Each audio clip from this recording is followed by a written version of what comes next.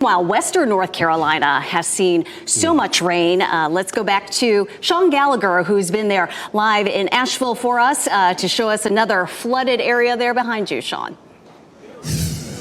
Yeah, guys, this has been one of the hardest hit areas right here. You can see there are giant things that are flooding down here in Biltmore Village. We have seen so many large objects that have just been swept away. I'm talking, giant propane tanks, and we've seen garbage dumpsters, and whatever that may be, it's a very large trailer of some sort. But, for the majority of the day, it's just been news crews, first responders, and police. But we're starting to get a number of people out here now that there's no rain to really check some things out. I just ran into Sean and Kelsey, who are neighbors. And Sean, what made you want to come out and see this? Well, I work maintenance for a couple of properties around here, and that's what brought me out to see if I'm going to be able to make it into work later today or tomorrow, and just to see how I can assist with what comes up. Yeah, and Kelsey, for you, when you got out here and you got eyes on this, what went through your head? Just devastating. I've seen it flooded before, but nothing like this ever.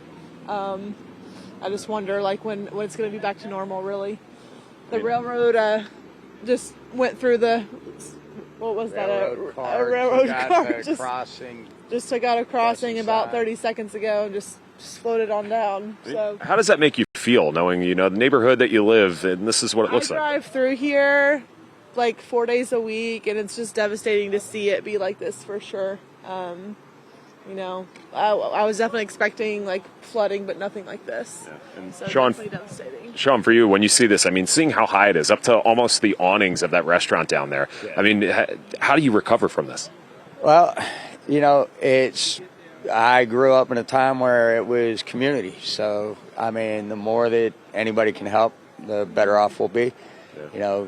Just good neighbors, good friends, and just good people to help everybody recover from this. Yeah. That's all you can hope for. Yeah. And what kind of, I know you guys are a few miles up the road, but have you had any sort of destruction, flooding, anything? A lot of trees came down in the complex where I live, and driving up and down Hendersonville Road. With the people I work with, we've been sending texts talking about what we have to deal with when we come into work tomorrow, over the weekend, or come Monday, and trying to devise a game plan on what we have to deal with at that level. And Kelsey, I know Sean mentioned, the resiliency of this community. Do you have faith that this community is going to band together in this tough time? Yeah, absolutely. Yeah, Asheville. Yeah, absolutely. Asheville's a good town, and everybody is seeing the damage, and I feel like we're all going to work together to get it back right, for sure. Yeah, that's great. I think it's just a matter of time until this water goes down, because as far as trees goes, I think everybody will help clean all that up, but the water is just going to have to make its way down.